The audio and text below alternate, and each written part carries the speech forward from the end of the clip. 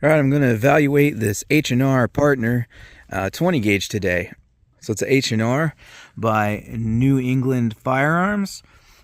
As you can see there, 20 gauge, full choke. And this one just so happens to be the anniversary edition.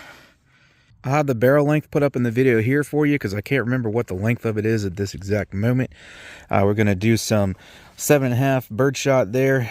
We got some 2B Buckshot here, and then also some Slugs. With it being full choke, contrary to popular belief, at least popular belief of some people think you can't put a slug through a full choke. You can, it's just not going to be as accurate as a modified choke. And a modified choke is not going to be as accurate with a lead slug there as a improved cylinder or something like that, skeet, what have you.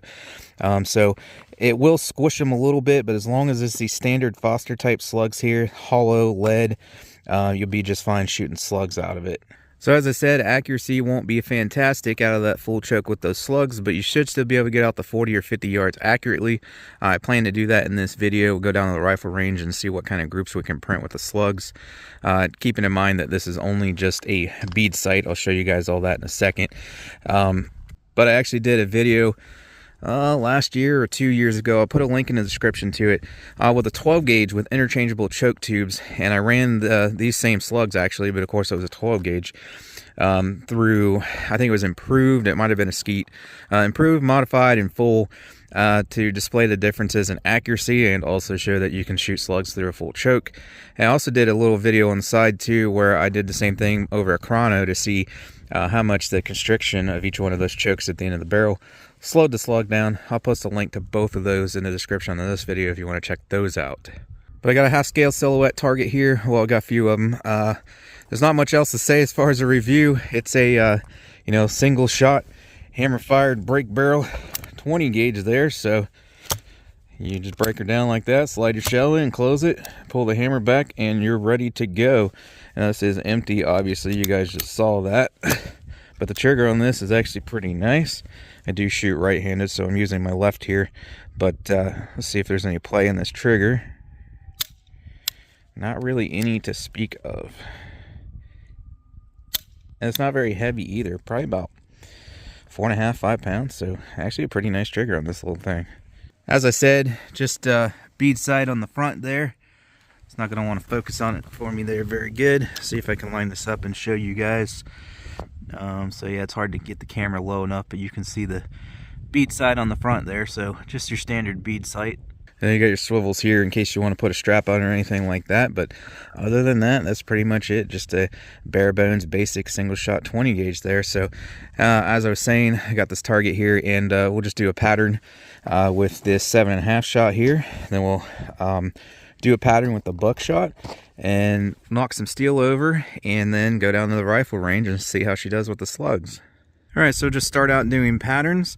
That target there is a laser rangefinder confirmed, 20 yards. If you guys are looking for a good budget laser rangefinder, link for that one in the description. So we'll pattern this 7.5 shot first, then the buck, and then I'll probably take a shot or two with the slugs.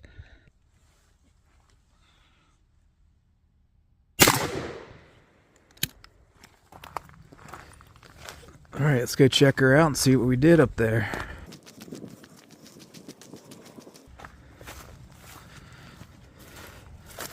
All right, so I was just aiming right here.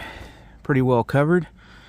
Looks like some of them off to the right there, more so than the left. So that could have been me. I might have just pulled it to the right a little bit, but more likely the shotgun for some reason there pattern off the right a little bit, or I might not align the bead sight up quite right, but that's a pretty good spread for 20 gauge there at 20 yards. All right, so now I'll go ahead and do that 2 buck.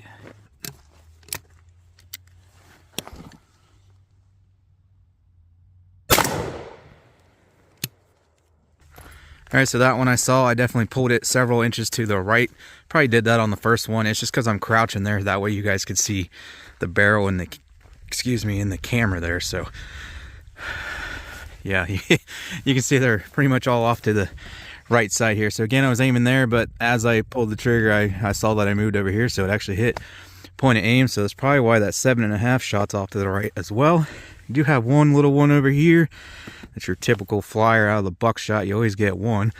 But nice up and down pattern there, with most of them being centralized. So it patterns those 2 buck real nice. Alright, I'm going to send a slug or 2 down there just to see where it is in relation to point of aim. And this one I'm going to stand up. I don't want to risk pulling it off to the right, crouching down, so you guys won't see the barrel or anything like that. But still staying in the same spot, 20 yards, and I'll just zoom you guys in on the target here for these.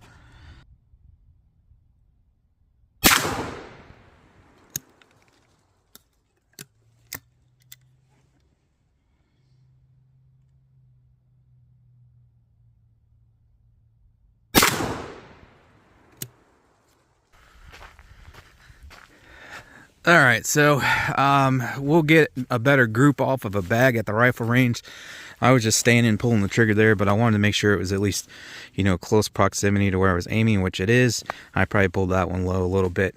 So we'll go out 40-50 yards at the rifle range off a bag and actually see what kind of group I can print. Like I said, accuracy won't be fantastic out of a full choke, but these 2 being so far apart, that's definitely mostly me just standing at 20 yards and just ripping them off. Alright, I'll go down there with some of that 7.5 shot and see if we can knock some of this steel over.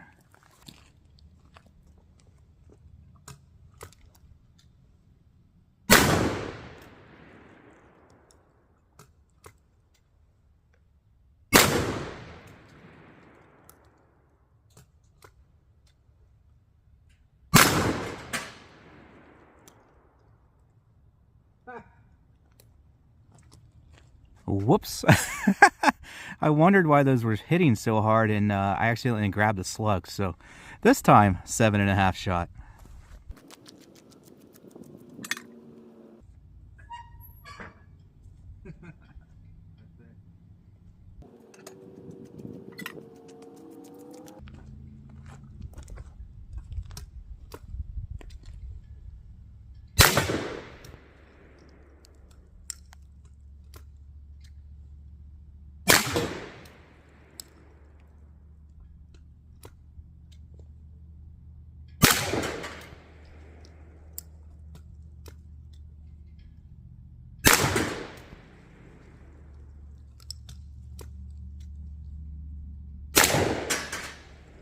All right, now we'll try them from back here. I don't think it'd be an issue since we have a full choke, but we'll see. Laser rangefinder puts that back row of targets at 14.6 yards from right behind the camera here. And again, I will be using 7.5 shot, not freaking slugs.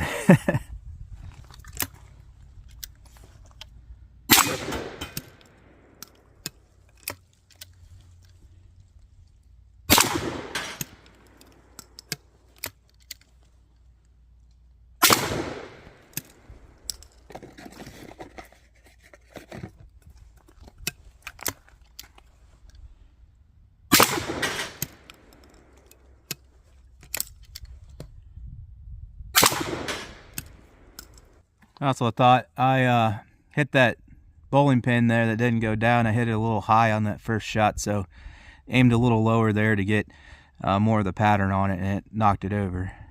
Let's try a couple of this 2 buck on those.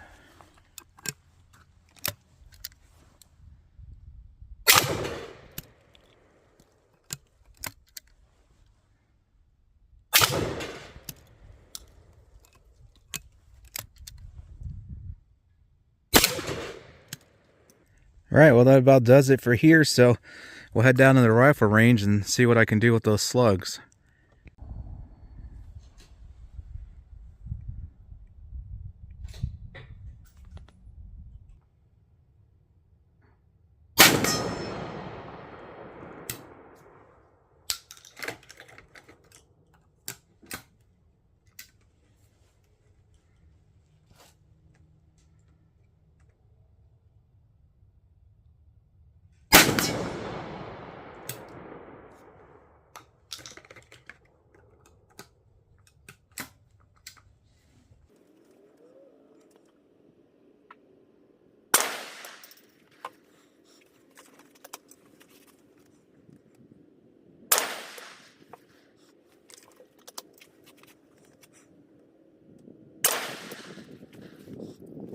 As you can see there, the gun is favoring low right. but that's not necessarily the gun. It could just be those slugs. When I did that slug shootout video I mentioned, again, linked in the description, every time I switched from one brand of slug to another, the point of impact would change. So depending on the gun, it just depends on the slug, where they're going to print, and since this only has a bead sight and not adjustable sights, you either just have to compensate for that or find a slug that does shoot point of aim. So it's not completely unheard of that it's not hitting point of aim there. That's a fairly common thing because different brands of slugs shoot differently. That said, at 50 yards there, that's actually a pretty decent group for a full choke. So modified choke would be a little bit tighter still, and then improved cylinder or skeet or even cylinder bore would be even tighter yet. So even with the full choke there, it's still printing group tight enough to hunt whitetail deer with, at least out to 50 yards there. That's going to do it for this one. I really like these NEF H&R single shots. Also the Rossi variants as well. Unfortunately, they've quit making all of these.